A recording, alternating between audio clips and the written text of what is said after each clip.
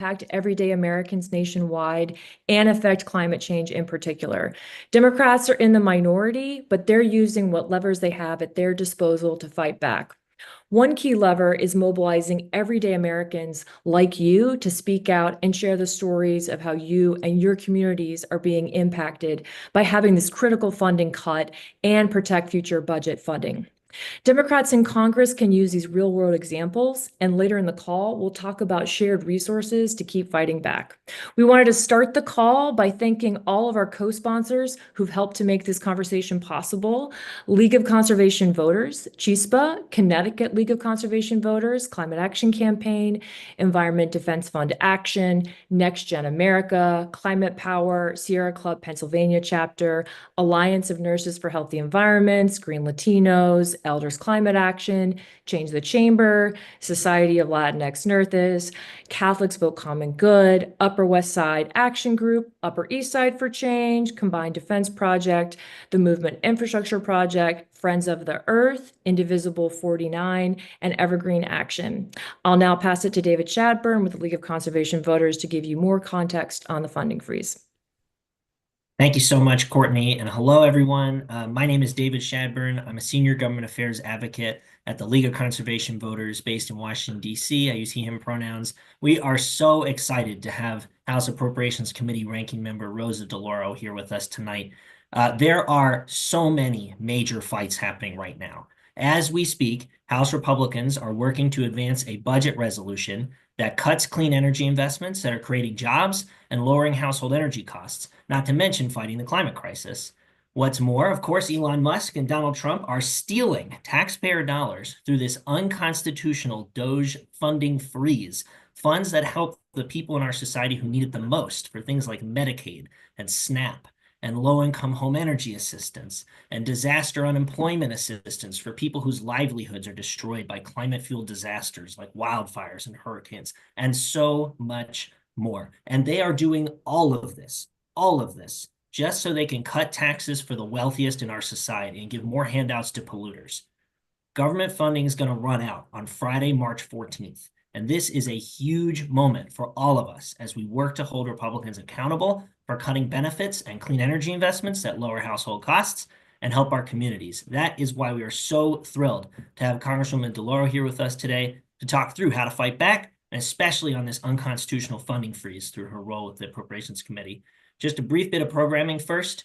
I'm going to introduce the Congresswoman. She'll speak. We're going to take some questions and answers from folks who submitted questions ahead of time, including, hopefully, if we have time, some from the question and answer box on your Zoom screen.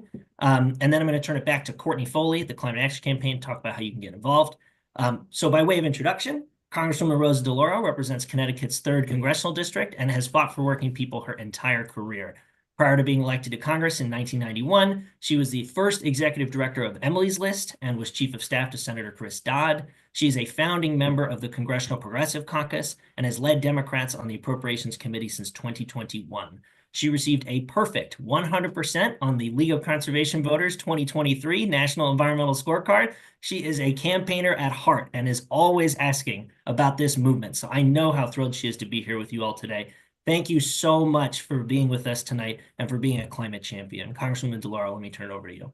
Oh my God, thank you. Thank you so much for such a generous introduction. And I am delighted and happy to be a 100%er here. This is, I really do believe in what you all do. And I was just so impressed with the list of sponsoring organizations, et cetera. What an incredibly robust network. And that's what we need today. We need networks around the country who are really in touch with people and letting them know what is really happening. So Courtney, to you, David, and all of you, I'm so grateful to be joining you. And I want to say a thank you to you, not only for joining tonight's meeting, but for your work in protecting our environment, preserving our natural lands, fighting against climate change, for helping myself and all House Democrats to make our homes, our communities, our outdoor spaces healthier and safer for America's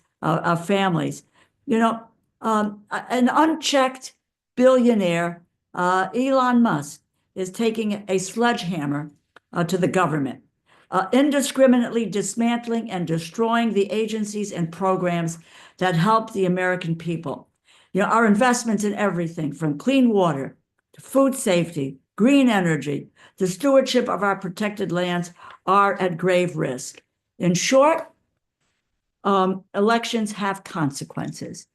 And that is clear to you, and it's clear to me. That is being made clear to the American people, and we need to make it clear to the American people. I believe they are already outraged about the drastic cuts that are being proposed, but we need to help them make their voices heard. We need to amplify the voices that need to get heard. If they see what is happening now with the funding freezes, the shutting down of agencies, the occupation and plundering of our government by Musk and Doge, the American people should understand that this was always where Musk wanted to go. This is what they told us they would do in Project 2025. For every time the president disavowed Project 2025 on the campaign trail, he and his unchecked billionaires have taken 2 steps to implement that manifesto during their first month in office. Most Americans found their Project 2025 agenda to be repulsive. But now that it is here, we have to fight it. We have to protect the investments that help to keep our communities and our families healthy, safe, educated, and secure. I could spend my entire time on this call listing the agencies, programs, and services that have seen their funding frozen, or the investments that are at risk of being stolen from America's families and from businesses. There is not a sector that is untouched. But let's keep it in terms of what individuals, families, and communities will feel directly. The Green and Resilient Retrofit Program at the Department of Housing and Urban Development, a program that lowers costs, makes homes more efficient and resilient to natural disaster, has been frozen since January 29th, despite court orders to release the funds. They haven't released the money yet. Almost $600 million of these critical investments have been awarded nationwide, primarily to states like Texas, Ohio, Missouri.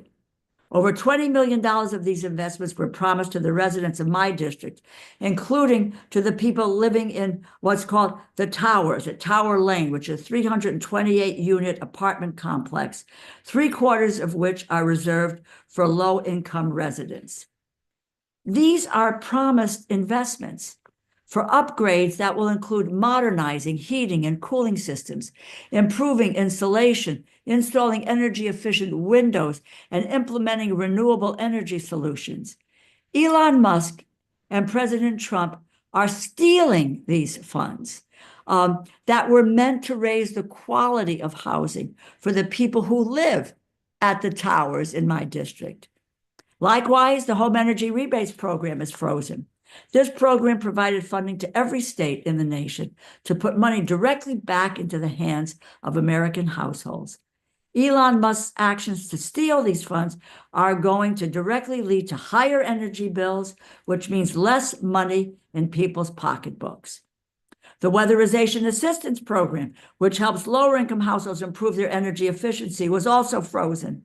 Those households would now have to spend an average of $372 more every year. But I'm not just focused on nationwide statistics. And if anybody from the North Carolina Legal Conservation Voters is here, I'm talking about you.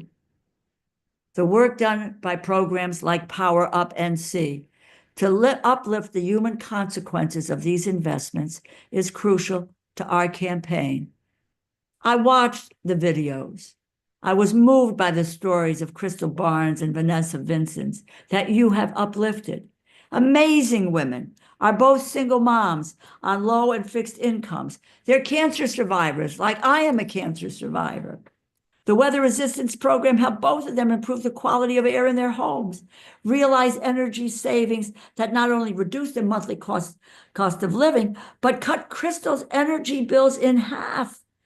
The stories are powerful, and that's what we need to do. We need to tell the stories. because Elon Musk's executive orders are stealing these funds from Crystal's and Vanessa's across our country. The list could go on forever, and I am sad to say that you can expect to see continuous attacks on the clean energy and conservation investments secured in the milestone legislative achievements of the last few years, such as the bipartisan infrastructure law and the Inflation Reduction Act. The administration has shown us that they believe that they have the absolute power to determine spending and that they can choose to simply not fund programs and the services that Congress has appropriated money for, money that was intended to go to these areas. But they could not be farther from the truth. The Constitution empowers the Congress, not the president, with the power of the purse. When the president signs an appropriations bill, it becomes law. It is not a directive of Congress. It is a law, the law of the land, just like any other bill. And the White House is responsible for seeing that provisions of the law are carried out. No, we have the Constitution on our side. The president is not a king who can pick and choose which laws to enforce, but we are seeing with the mountain of executive orders that the president is dead set on doing just that. We are fighting on every front, including in the courts. The courts are our friends these days, my friend. They really are. Because we are in the minority, House Democrats are not able to bring a legal challenge on behalf of the House of Representatives to challenge these unlawful orders and actions. But we are arming those who do have standing with the information that they need to be successful. And we are working directly with state attorneys general and impacted groups and individuals across the country to bring these lawsuits. And we are arming them with as much information as possible. We will also be filing amicus briefs at the appropriate juncture in select cases. We will make sure the courts hear from congressional Democrats, and we will make sure they are hearing how these unlawful actions affect the people that we all are chosen to represent. We've seen some early successes. Well over a dozen judges have taken steps to rein in Trump, Musk, the Doge, with temporary restraining orders and other measures. More emergency orders are expected soon. Look, of course, we cannot and we will not just stand by while this is handled by the judicial branch.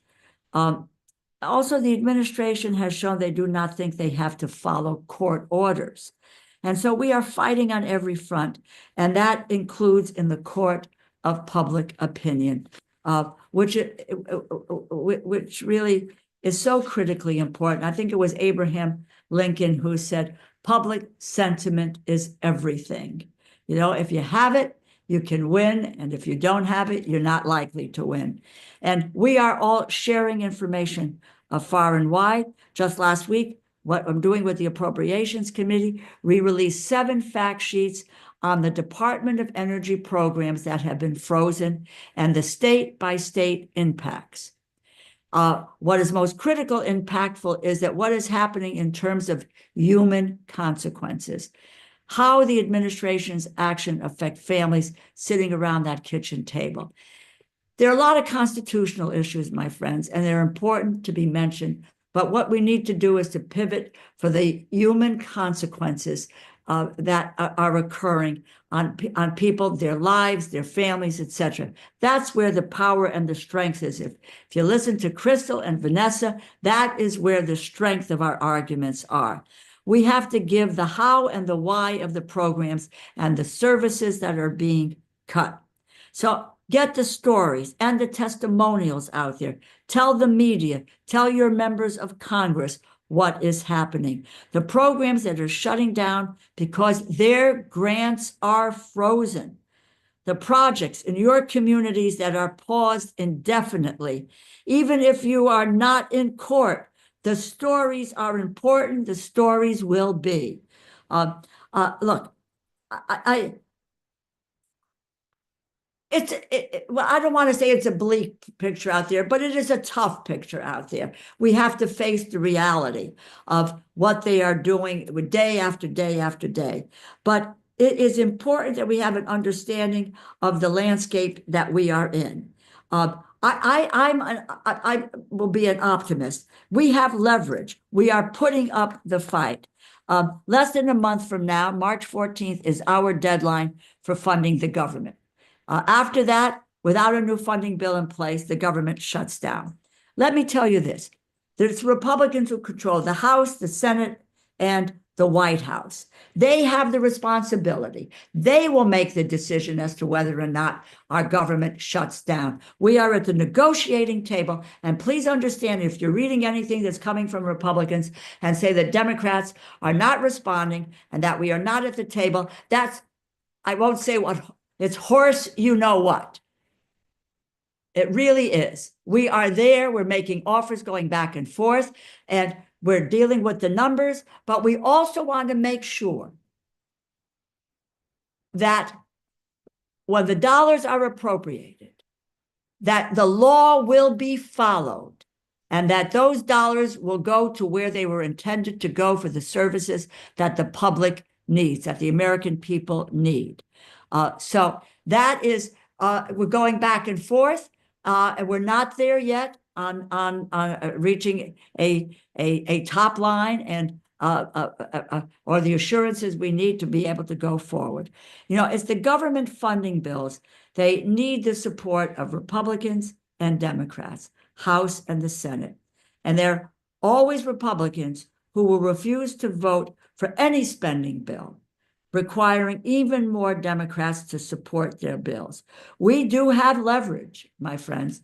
We have, it's 217 to 215 votes in the House. So in order to pass what they want to do, they need our votes to go forward.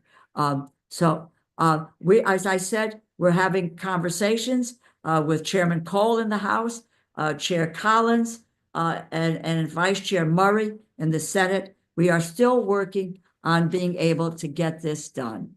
As I said, we are asking for these concrete demands because we have to end the lawlessness and we have to restrain Musk and Doge.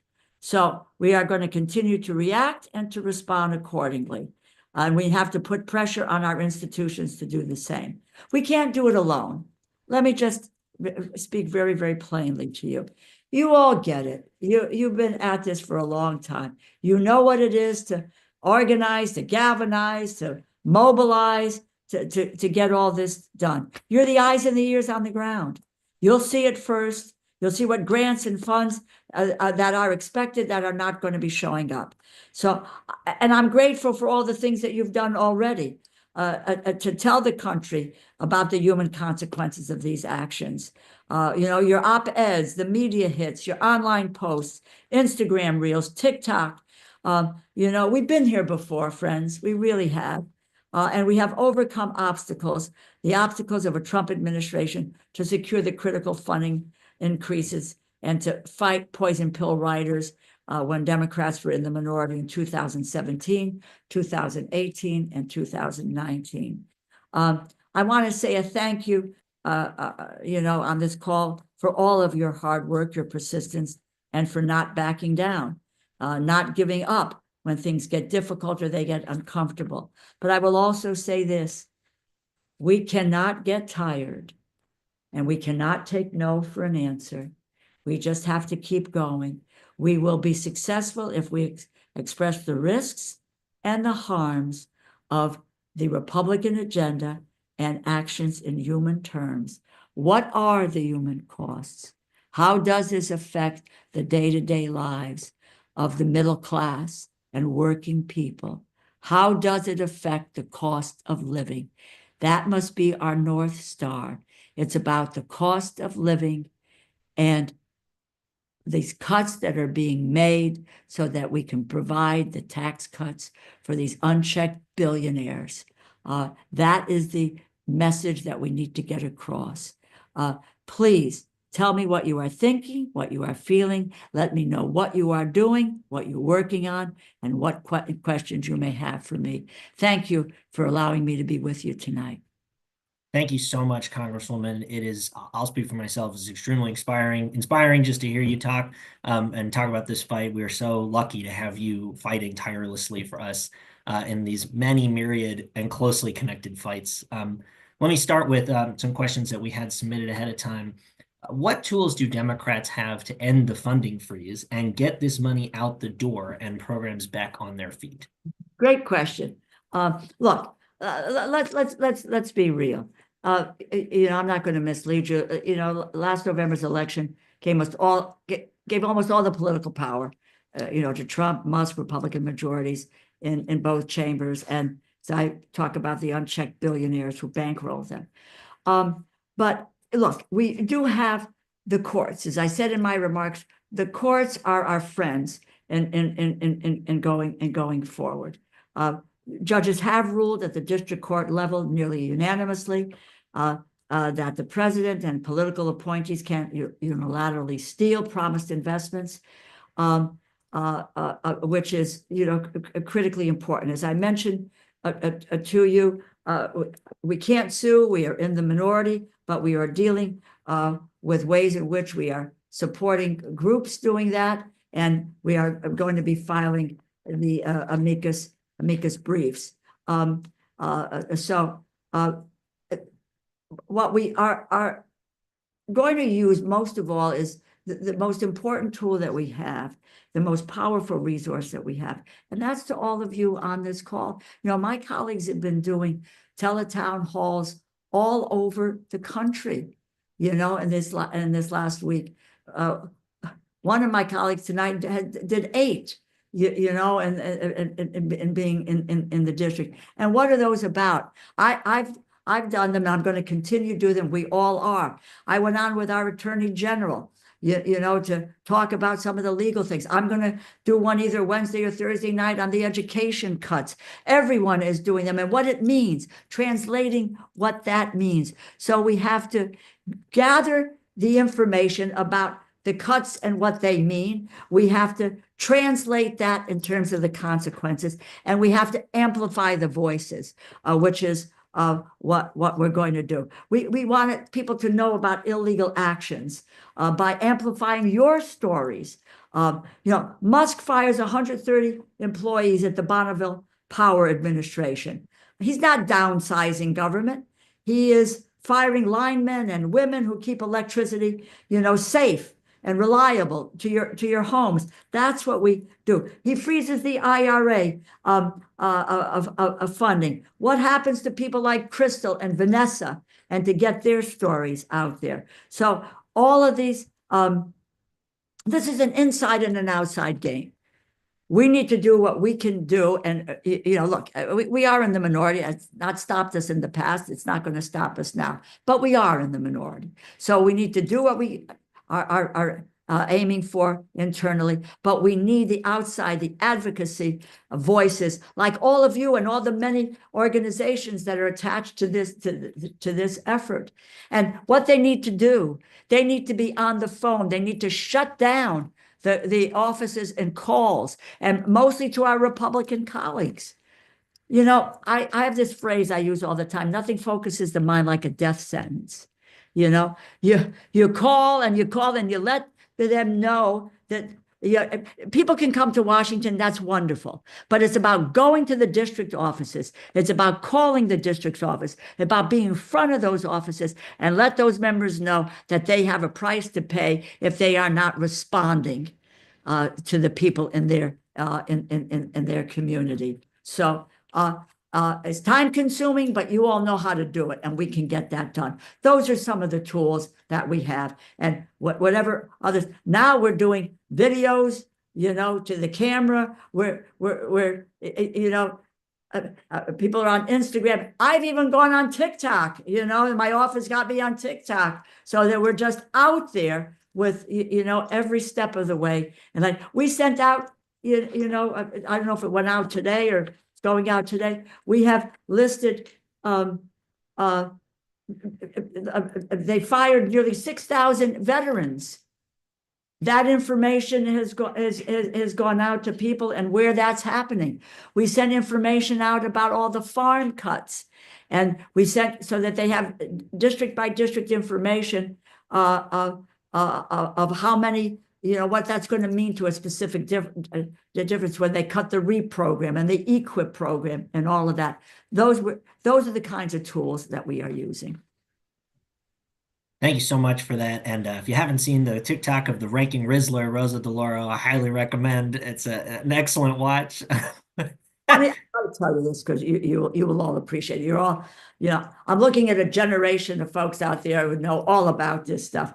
When my office came to me and they said, would you want to do something like that? I said, yeah, first get me a glossary so I know what the hell these words mean. So anyway, it was fun.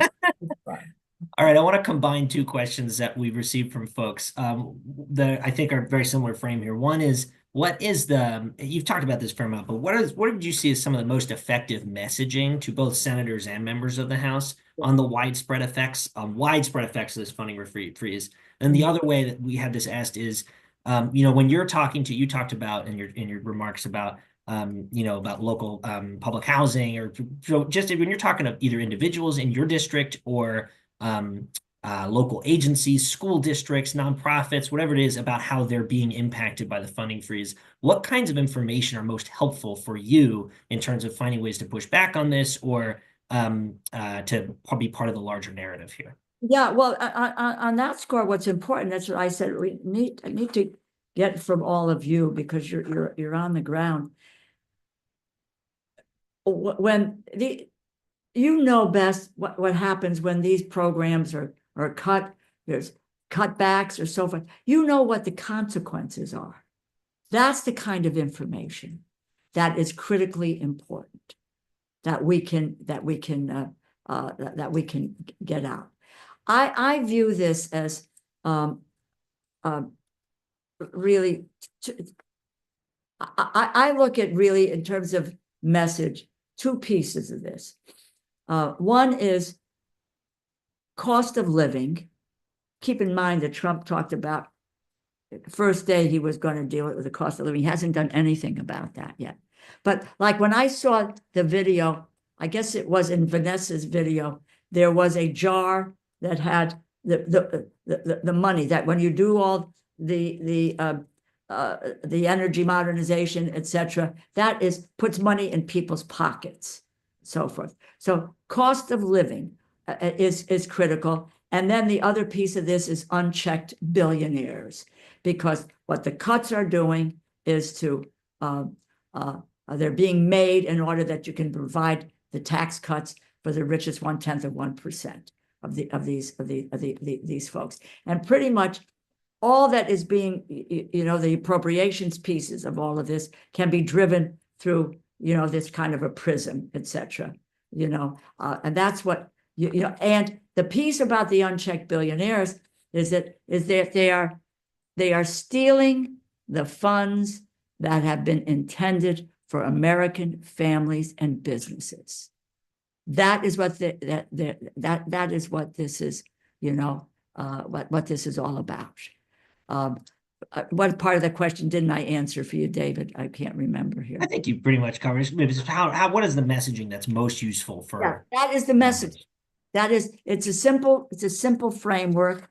I actually got it down to, let me just look. I've got so many.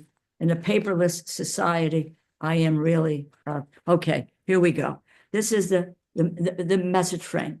The Trump administration is stealing from the middle class, working people, seniors and veterans, small businesses and farms, because that's the only way they can get the money they need to keep handing out billions in tax breaks and subsidies to their billionaire cronies. We've got to stop it and stand up for everyday Americans. And I can get that short paragraph out to you. That's the message. Amen. we would love to be able to pass things along to folks who sign up for this call. So thank you. We'll look to that. I think we have time for one more. So I'm going to package a few questions together. Okay. And one thing for you, which is we're getting a lot of questions right tonight about a lot of the specifics of information that you're securing. I know there's been questions about fact sheets and things like that.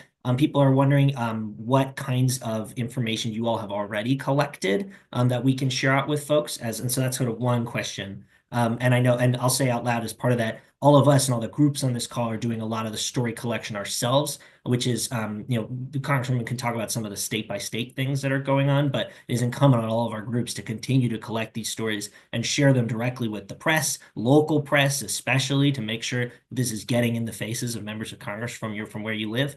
So that's one question, is about what kinds of fact sheets and things exist already to help people have this information at their fingertips.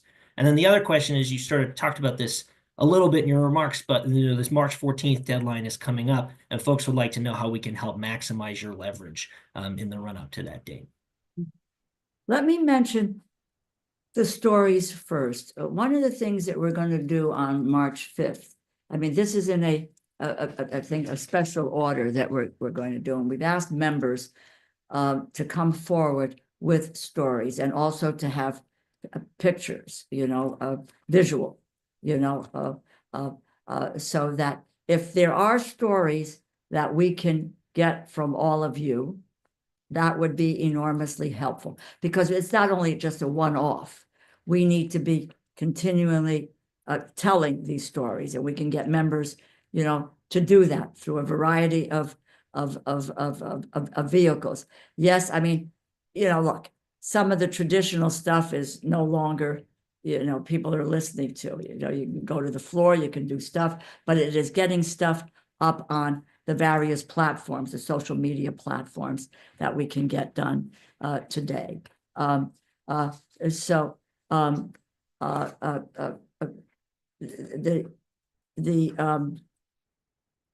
We have district by district green climate programs. We have energy rebates for household costs. We have employment cuts by DOGE that affect veterans. I mentioned, and we have material that went out on, this is land conservation with REAP and EQIP, etc. We've got that data by a district. We also have energy stuff that was sent out from Congresswoman Capter that we can get. And we are compiling these the same time. So we can send all of this to the organizing out on the call to be able to get to, get to you all, so that you can get to the people who are on the call. I'm more than happy to do that. And we're in the process of collecting stuff. We will have, with regard to education, if they cut Title I, that's 72,000 teachers nationwide. What does that mean for every district? If they cut special education, what does that mean? Pell Grants. We're getting information on Medicaid, by district. And so as we're amassing, what does it mean when you cut off the cancer research? And I think about Crystal and Vanessa and myself, cancer research, which saved my life, and I'm sure their lives as well. The last thing on March 14th, of thinking about,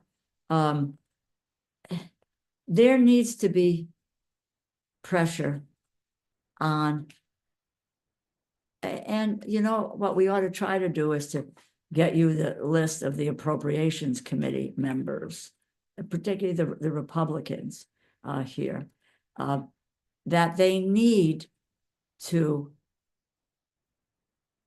come to a conclusion about getting these bills done and getting them done now.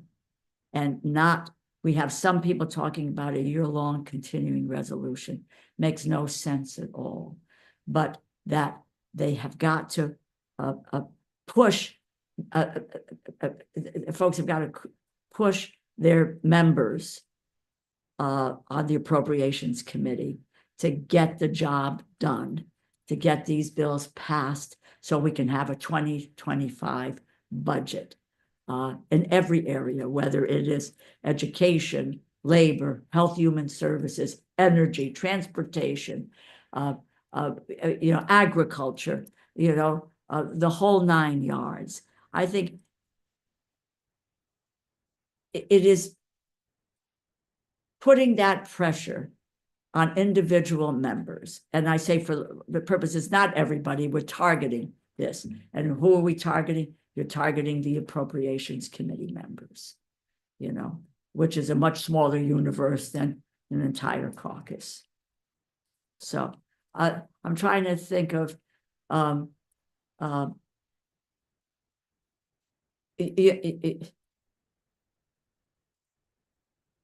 don't know if you have the information about those 2025 appropriations bills at the moment of what they are. They didn't change from last year. There are serious cuts in these bills, which people need to know about so that you can push back with some of these appropriators and say, no, that won't fly. That won't fly. And quite frankly, that's information that we can get to you. Be happy to do that. We have to also, you have to have full year bills with that assurance, as I said early on, that you follow the law. The law says if money is appropriated, that you have to help us as congressional Democrats protect your interests across the country, and that money is going for intended purposes. Well, amen to that. I think that's a great place to wrap this up. Ranking Member DeLauro, thank you so much for your time. We are all just so grateful to you for your leadership. Thank you for being an incredible climate champ. And we will be sure to share out with folks as much of the information you can get. There's a lot of this fact sheets available on the Appropriations Committee Democratic website. Has a lot of this information. We'll be sure to try to find ways to point people to that information. And rest assured, we're going to be pushing back on all these appropriations bills along the way. Let's stay close. Let's be in touch, etc. as we go along. You have an amazing network. One of the things I think is if I could take a year off, I'd go out and try to organize the country. We need people on their feet every single day. They've got to hear from us. That is the most effective tool that we have at the moment. Thank you. Thank you all very much. Thank you for what you do. Appreciate it. Thank you so much, Congresswoman. I'm going to turn it back over to my colleague Courtney Foley to talk about how folks can get involved and ways to take action here. So thank you so much, Congresswoman. And Courtney, let's turn it back over to you. See you. Bye. Thanks so much, Congresswoman, and thanks, David. Hi again, everyone. We're asking you to do 2 things tonight. First, call your member of Congress with our click to call feature. We're going to drop it in the chat.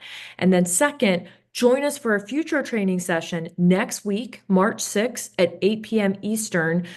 Great training on advocacy. So on the click to call, you'll share your story of why climate funding is critical to you or your community and how you're impacted by the funding cuts. As folks know, calling your member of Congress is one of the most powerful things you can do to affect how members are going to vote on climate. And you can click the QR code that's on the screen right now, and that'll take you straight to the click to call. Once you submit the form, you'll receive an automated call, and it'll have a short reminder of what you should say in the script to your member's office. And after that reminder, you'll be connected directly to the office. The script is going to say the EPA is the first line of defense protecting Americans everywhere from dangerous pollution that can cause cancer, asthma attacks, lung disease, and other health threats and climate change. Climate funding is critical to my community. Please protect funding for the EPA during this current budget fight. So really appreciate folks participating in the click to call. And again, you can scan the QR code, and we're also dropping the link in the chat.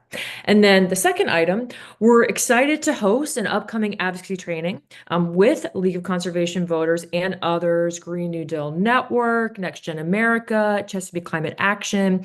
And that's going to be next week, March 6th at 8 p.m. Eastern.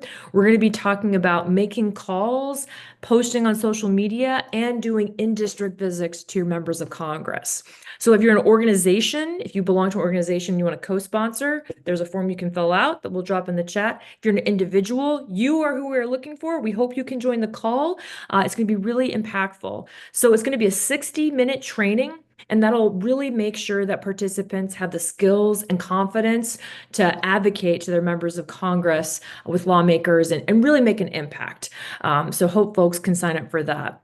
Now, I also wanted to talk about some additional resources on the funding freeze. If your organization, business, farm received a federal grant, do not assume that your members of Congress are aware of the award itself or even the work that you do in your community. So you have to show up and advocate for yourself. So you can reach out to your members. You can use our click to call. You can also request a meeting if you're a constituent. You can go to congress.gov to request that meeting. You can also ask for support, and that support can take a variety of forms, from an easy lift to more vocal, visible support. So members of Congress can send letters to agencies on your behalf. Local state officials can contact Congress and federal agencies on your behalf. A federal, state, or local elected official can post their support on social media, so you can tag them when you're trying to get their attention. And then you can also do a public event with any of these elected officials as well, or participate in an event that one of our organizations is putting on. And if you don't have a federal grant yourself, that's okay. You can reach out to Congress and still talk about, specifically how the funding freeze is negatively impacting your community. And again, we have the click to call set up, so you can get plugged in there. And just really keep showing up. The advocacy that you're all doing is so important, and really appreciate folks showing up here tonight. We will be sharing the Zoom recording, and we will be sharing some fact sheets, and just really appreciate everyone on the call and hope everyone has a great night. Appreciate you all.